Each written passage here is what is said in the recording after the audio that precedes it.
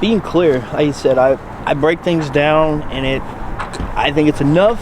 But like you said, I could dive deeper into some things, like the loose leash walking. He understood it because he's a trainer, but I don't know if, probably my 5-year-old wouldn't have been able to understand, because it was more of what to do in a training situation, not necessarily a lifestyle. And I think we need to get more. So more what's lifestyle. the difference, would you say, between lifestyle and training then? And who is the lifestyle for versus the training?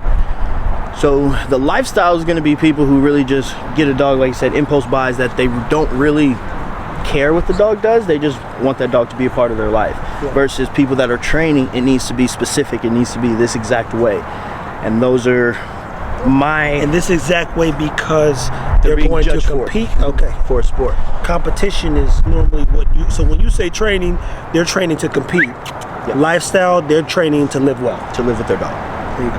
That's my focus. People living with their dogs. Yep. Okay. And so now you have basically, you can add, is what you sound like, 100 more steps, which gives you more content, but also gives you more clarity on how to put the guide together necessarily.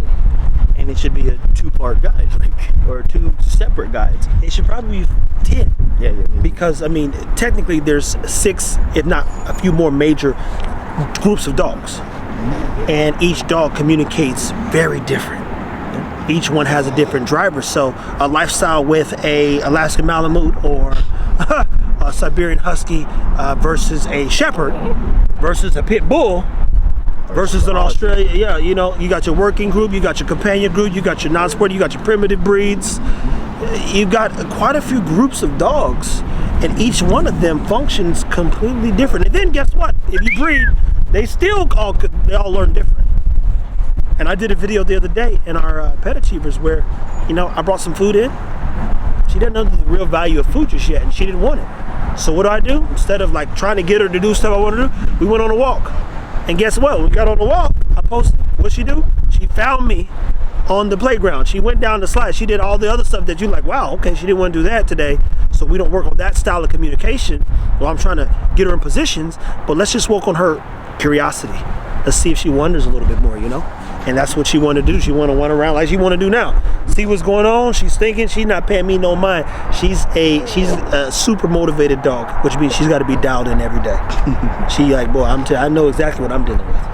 And like you said, you're gonna deal, if you were keeping more than one, the next dog out of the litter, y'all are gonna have completely separate processes, even though they're 3 days apart. No, not even that. They're 2 different dogs. They're 2 different completely dogs. This dog is not her. He gonna be chill. Look at his eyes and look at her eyes. It's one of those things. They go do something. Yeah, she wants to figure stuff out. And she harass him, and this litter being with that litter brought more of the dog out of them. Mm-hmm. Once they got around Zara's bully litter, they was like this, boy, what y'all doing? What you doing over there? What you doing over there? And Zara's dogs are big. Even the doctor goes, no, these ones are smaller. Because they're 3 days apart. 2 different dogs. So you're absolutely right, guys. It is a process, and an extensive one. I breed so that I can guarantee certain things for me. I don't breed for nobody else. This is for me and me only. That way, when something does come to fruition, I can then turn around and build on it and establish a clear line of what we're trying to achieve through the work. And I know what's in her. And then I think, like we were talking about what he's shown us, your energies matter a lot.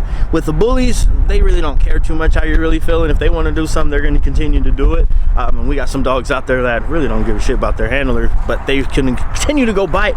I'm pretty sure if I got upset enough, he won't even want to sit anymore, just because he's so in tune with us.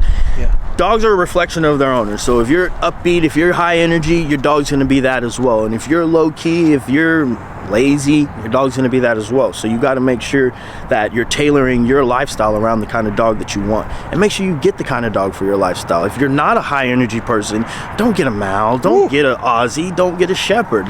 Get a Mastiff, the dog that's not going to do anything but lay down. Get you something that's going to fit for your life. There you go. Let's think of some stuff that we could do with the dogs.